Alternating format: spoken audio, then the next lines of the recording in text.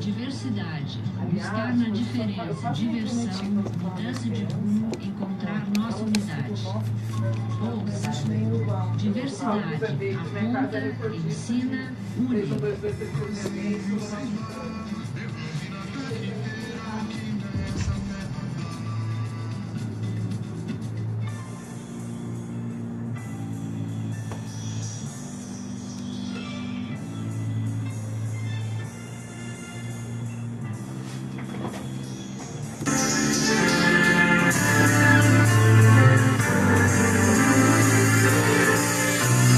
Horas e 20 minutos em Guaratinguetá. Boa tarde, ouvintes e espectadores da Super Rádio Piratininga. Desejo que vocês tenham tido um ótimo final de semana, um final de semana bom para ficar em casa, né? Com filme, pipoca, chuvinha boa, que deu uma baixada grande nesse verão nosso que acabou, né? Quer dizer, tá acabando, né? Acabou. Mas... E estamos entrando agora no outono, essa época do ano também tão agradável, né? Com um sol gostoso, com ventos bons, com menos chuva, né? Com um frescor maior, mas ainda com sol muito gostoso, uma época muito luminosa, né? Eu acho o outono uma época maravilhosa. Então, bom outono para todos.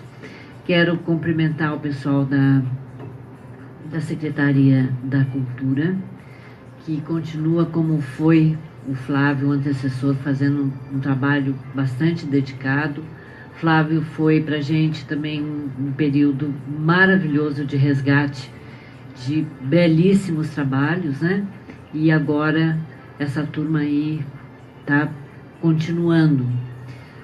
Soube que o trabalho do Jorge, da Lucilena e do Mair foi maravilhoso. A gente infelizmente não pôde ir, né? Essa labirintite aí da Neuza tá deixando assim ela meio fora do convívio, porque quem tem labirintite sabe disso. Num lugar que tem muita gente, a gente fica muito mais desconfortável. Então, deixando passar essa fase aguda, né, de cuidado aí, que a gente tá cuidando, né? Tô cuidando um pouquinho junto também. E daí tomara que vocês possam repetir para que a gente possa ver, né? O show que eu soube que foi maravilhoso. Encontrar um sentido no trabalho é primordial para uma existência mais plena e feliz.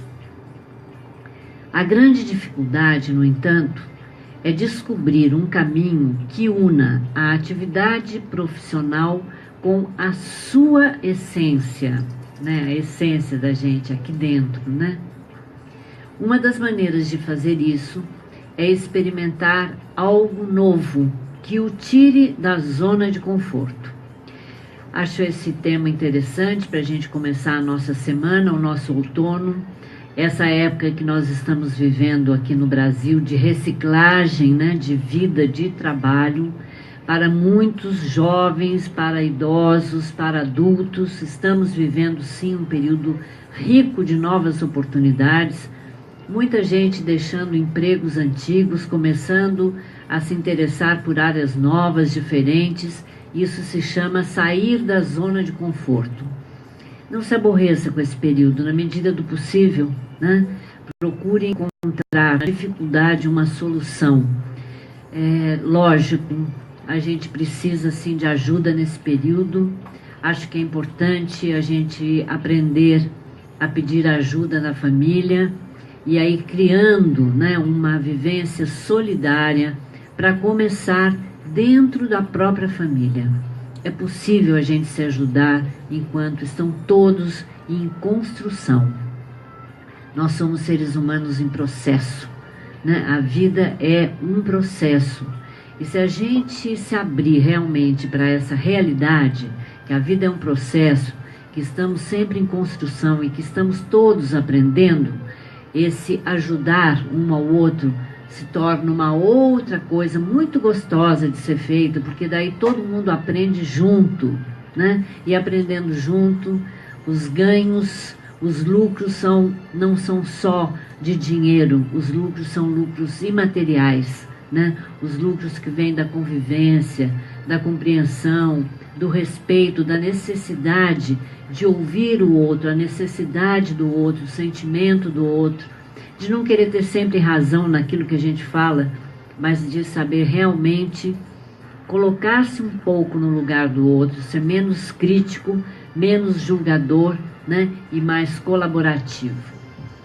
Essa série dessa revista Vida Simples, que é uma revista que eu gosto muito de compartilhar aqui com vocês, faz parte de uma série da revista que se chama Dilemas. É uma parceria entre a revista Vida Simples e a de School of Life, que é um site, na verdade, um espaço físico que existe em Londres, na Inglaterra. A proposta, né, dessa The School of Life é exatamente isso, a escola da vida, né? Foi vivenciar temas que tinham a ver com o cotidiano dos britânicos, né? Dos ingleses, e fazer disso um ponto, né, de aprendizagem, de troca de experiências. E aí foi criado então o site The School of Life, que traz artigos assinados por professores da Escola da Vida. A série tem como objetivo nos ajudar a entender nossos medos mais frequentes, angústias cotidianas e dificuldades para lidar com os percalços da vida. Estou achando muito legal, cada vez mais, a gente ganhar espaço interno e externo para falar dos nossos medos, para falar das nossas angústias, para falar dessas dificuldades de enfrentar os percalços da vida. Gente, não conheço quem não os tenha. Homem, mulher, criança, jovem, idoso, adulto, não importa. Todos nós sofremos disto. Sofremos porque temos medo do novo, medo de começar coisas novas, de nos arriscar, de aprender coisas novas, medo de sair da nossa zona de conforto, medo de ser julgado, de ser criticado, de não ser reconhecido.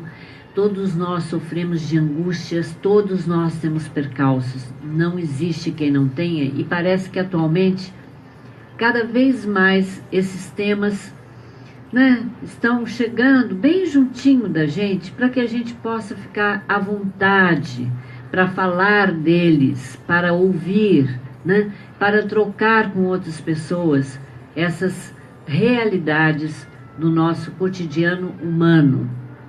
Então vamos lá a esse texto interessante, falando sobre a importância da gente associar um trabalho que tem a ver com a sua essência, a nossa essência interna. Os 2 dias mais importantes em sua vida são o dia em que nasceu e aquele em que descobriu por quê. Por que nasceu? Por que nasci? Já dizia Mark Twain, que é um escritor, humorista e pensador americano do século XIX. Vivemos em tempos que exigem de nós um entendimento cada vez maior de por que fazemos as escolhas que fazemos. É normal, por exemplo, a gente não se contentar mais apenas com o retorno material que o trabalho nos proporciona. Ele precisa ser mais do que isso. É necessário nos trazer uma realização pessoal e, sobretudo, uma vida com mais propósito, com mais sentido, com mais significado. Aquilo que buscamos para alcançar uma satisfação como seres humanos. Ou seja, queremos algo que esteja amplamente conectado com nossos valores e com a possibilidade de reconhecimento, quer no ambiente corporativo, quer nas relações pessoais.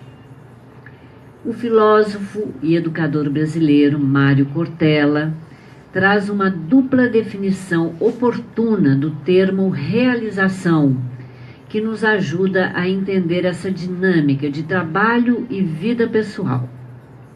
Do latim, entendemos realização como tornar real, ou seja, compreender nossa existência a partir do que fazemos, da marca que deixamos no mundo. Já do inglês, to realize, temos uma interpretação relacionada à consciência, ao dar-se conta de algo. Vivemos a era da consciência, do propósito, em que, mais do que habilidades e conhecimentos técnicos, o mercado de trabalho busca nos profissionais inteligência emocional. E isso se expressa em criatividade, em empatia e na capacidade de dar sentido e significado a produtos e serviços. Essa é a tônica dos tempos atuais, não só na esfera profissional, mas na vida que levamos todos os dias. Como dizia o filósofo alemão Friedrich Nietzsche, aqueles que sabem o porquê da sua existência podem suportar qualquer como para realizá-lo. Aqueles que sabem o porquê da sua existência podem suportar qualquer como para realizá-lo. Essa frase resume todo o trabalho de Viktor Frankl, psiquiatra austríaco, fundador da logoterapia, que se tornou uma das principais referências em pesquisas sobre propósito de vida.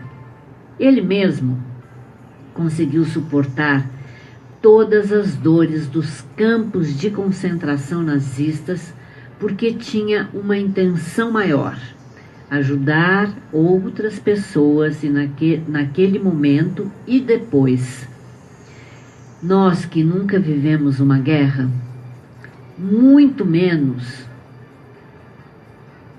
o que é um campo de concentração, o que foi um campo de concentração, não podemos imaginar, né, o que este homem fez neste momento, né? Dentro do campo de concentração.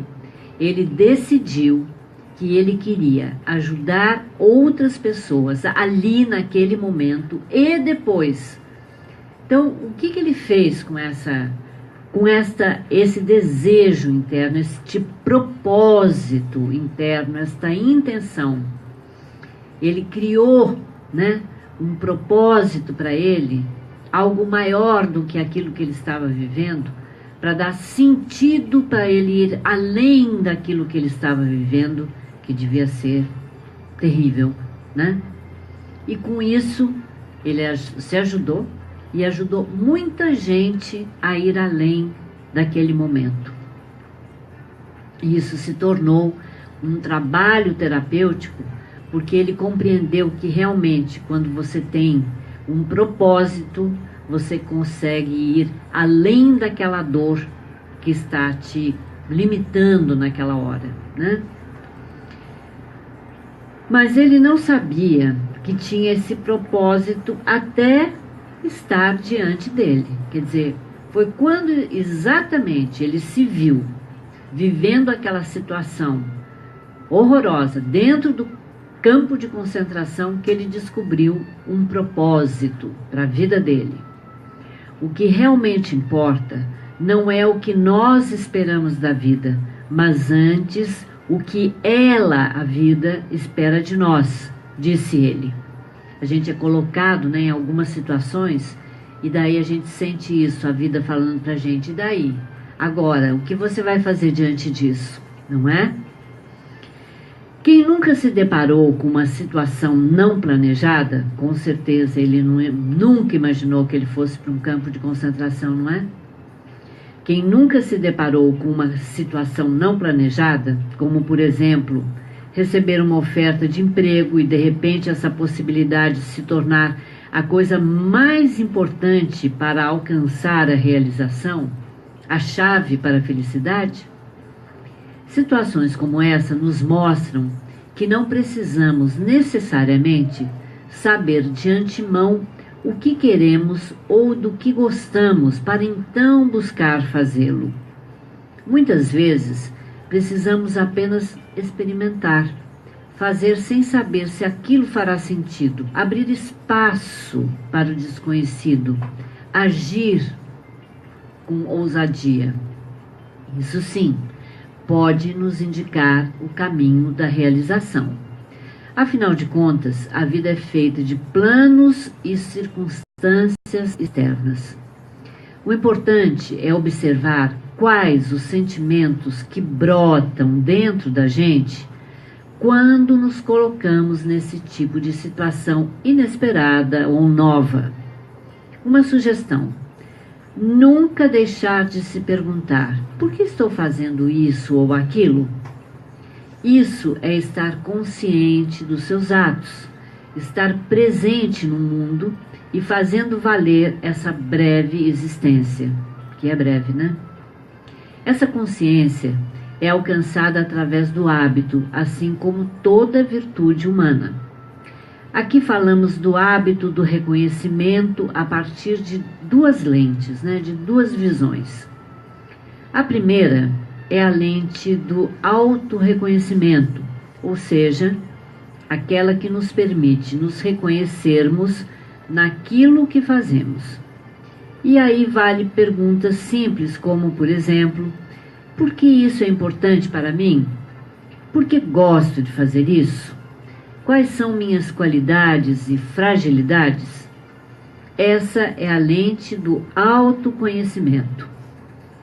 A segunda é a de empatia, ou seja, do reconhecimento do que é importante e significativo para o outro, para o mundo.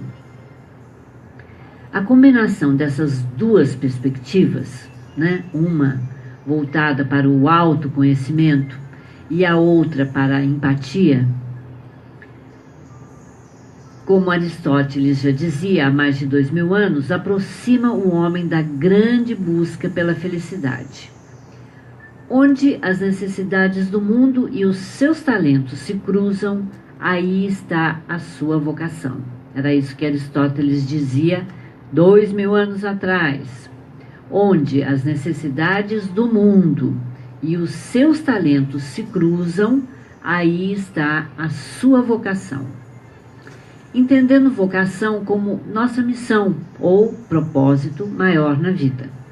Portanto, é importante ter sempre a seguinte questão em mente: qual o significado do meu trabalho para mim e para os outros? Ao fazermos esse tipo de reflexão, estaremos conectados com o sentimento de reconhecimento, que é chave nessa busca por sentido e significado.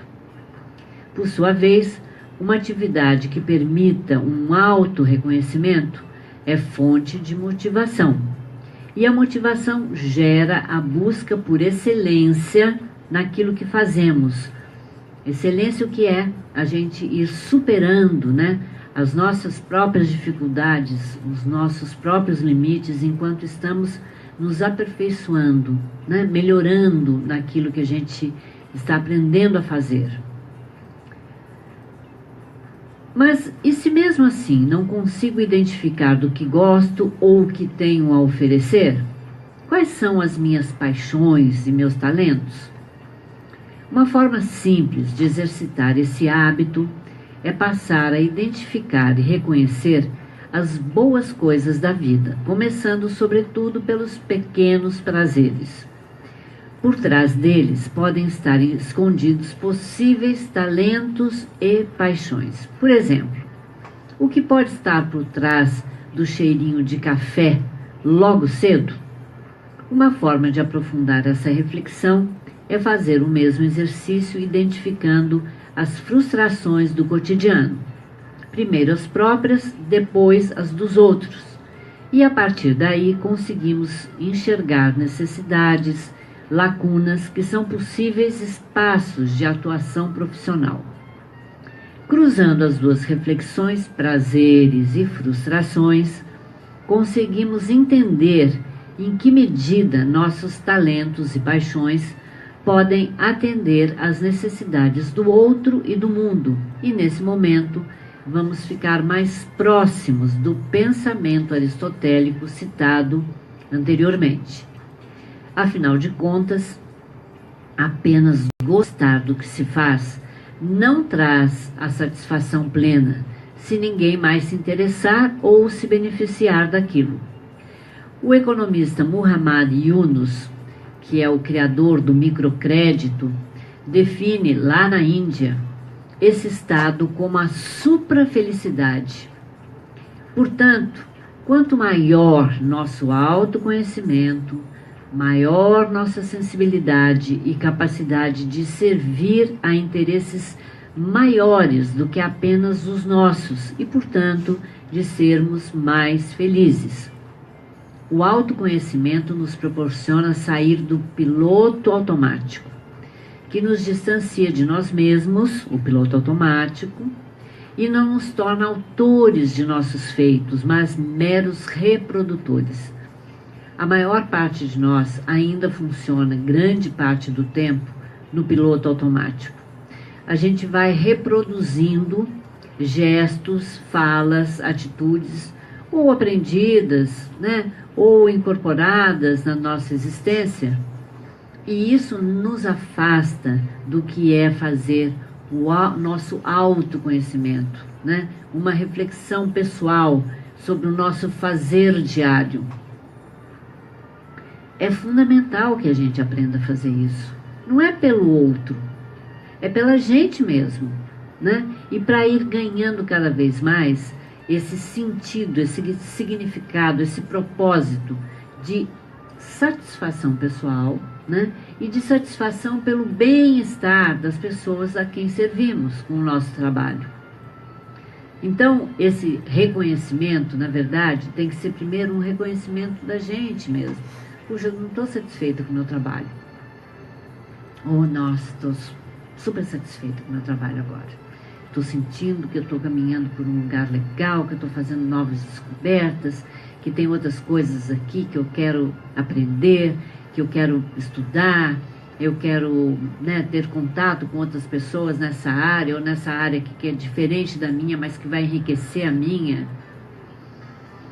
Não tem nada errado da gente ficar insatisfeita, Eu acho que a insatisfação vem mesmo como um start, para colocar a gente nesse lugar da gente se renovar, se inovar, Porque é a gente que precisa estar em primeiro lugar se sentindo feliz com aquilo que estamos fazendo.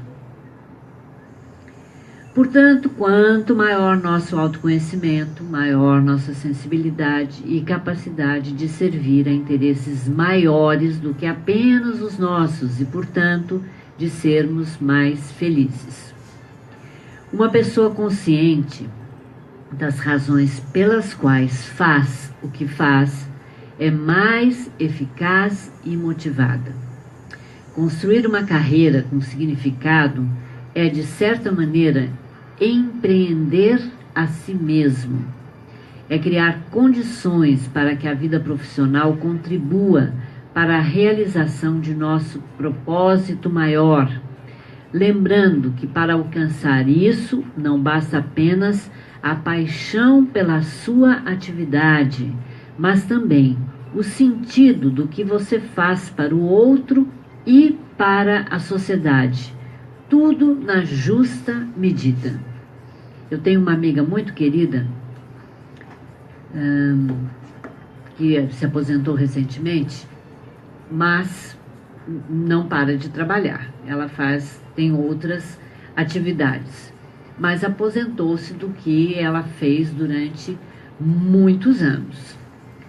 E ela sempre fala assim para mim: eu ainda penso em vender coco na praia, que é uma atividade que não tem nada a ver com o que ela sempre fez. Ela era professora. E daí? Por que não vender coco na praia? Se isso tem propósito e significado, quanta coisa legal que a gente pode ensinar e aprender enquanto estamos vendendo coco na praia, ou picolé na praia, ou pipoca na praia, ou pastel na praia, ou aqui em Guará. Se é uma pessoa que gosta e a vida inteira, né, se deu bem exatamente com a troca humana, com o relacionamento, com esta relação de aprender e ensinar, vender coco na praia é um ponto maravilhoso para continuar fazendo isso, não é não? Então esse é o fundamento, né, desse trabalho da School of Life, né, nessa série de lemas, que são temas do presente, né? E vejam bem, não é do presente nosso, brasileiro, esse tema, né, da mudança de propósito, de sentido e de significado, ela está presente atualmente no mundo, está mexendo com as mentes, né, e com a vida das pessoas no mundo.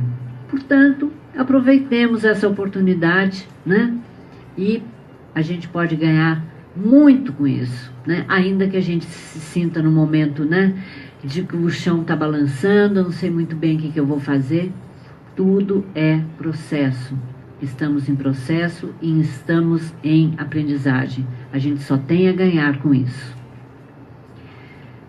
O outro papinho interessante da revista que me chamou muito a atenção para esse momento nosso é um tema que se chama acolhimento.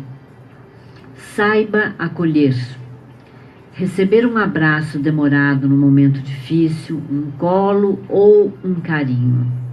Exercitar gestos singelos no dia a dia nos torna mais generosos e humanos, não só com os outros, mas com a gente mesmo. Esse aí é o exercício da compaixão, né? Na medida que a gente vai aprendendo a acolher os nossos próprios sentimentos, sejam eles quais forem, angústia, medo, raiva, tristeza, alegria, não é? Dúvida, a gente também aprende a ser acolhedor com o medo, a dúvida, a raiva, a tristeza do outro. Na hora que eu reconheço que esses sentimentos são verdadeiros e existem para mim, eu também vou aumentar muito a minha capacidade de acolher e receber o momento do outro. E isso nos faz humanos, isso nos faz pertencer a essa espécie que está aprendendo a ficar cada vez mais humanizada, ou seja, né, a entender o que é que está acontecendo aqui dentro da gente, o que se passa nesse momento dentro de mim, né, o que eu posso fazer por mim e pelo outro. Diga lá, o que faria, o artigo começa assim, o que faria um pinguim nadar mais de 8.000 quilômetros todos os anos e ir das águas geladas da Patagônia até uma praia de correntes mornas na costa do Rio de Janeiro? Que bússola interna orienta essa pequena ave que a impele a se atirar na água e enfrentar os sofrimentos de uma viagem arriscada?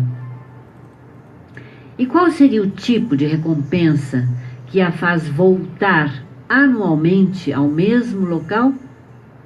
A única resposta é, o cálido acolhimento que ela sentiu por lá. A história de Dindim, como o pinguim foi batizado, assim como outras que vou contar por aqui, pode nos ensinar muito sobre acolher e ser acolhido. Porque elas falam de nós, de nossas faltas, desejos e condicionamentos, e de egoísmo, assim como daquilo que verdadeiramente nos traz amor e alegria, mas que a gente esquece. Dindim, o pinguim, foi recolhido pelo pescador João de Souza, quando o pinguim de Magalhães surgiu na costa carioca, exausto, faminto e coberto de óleo, coitadinho. Com paciência, o pescador o alimentou com sardinhas e palavras doces. Deu banho e o deixou livre. Mas Dindim não foi embora. E ficou mais 11 meses ao lado de João. Quando ninguém imaginava que ele fosse retornar para o sul, o pinguim partiu. Até aí, tudo perfeitamente normal. A grande surpresa de todos na aldeia de pescadores, porém, foi vê-lo voltar durante os últimos 5 anos para visitar o pescador e sentir de novo aquele acolhimento. Carinho, proteção, segurança e alimento é tudo o que João significa para ele. Já a alegria de ter salvo uma vida é a felicidade de João, o pescador. Um recebe e o outro dá, mas ambos estão igualmente felizes. E eis aí a grande lição do acolhimento amoroso. Para receber bem, é preciso sair da nossa zona de conforto e estar disponível para o outro. É um artigo longo, ótimo, e a gente vai dar continuidade para ele na quarta-feira. São 12 horas e 50 minutos. O Diversidade é sempre um patrocínio do Colégio Fênix e Anglo Vestibulares, o colégio que faz toda a diferença na educação do seu filho. Uma ótima tarde para todos vocês e um ótimo outono e até quarta-feira. Você ouviu Diversidade. Aqui você faz diferença. Nosso sistema de ensino faz a sua ferinha gostar de aprender. Do maternal ao ensino médio, os melhores métodos aplicados na prática diária. Colégio Fênix prepara seu filho para o mundo. Fênix em Guaratinguetá é um sistema Anglo. Colégio Fênix, há 5 anos, o primeiro no Enem em Guaratinguetá.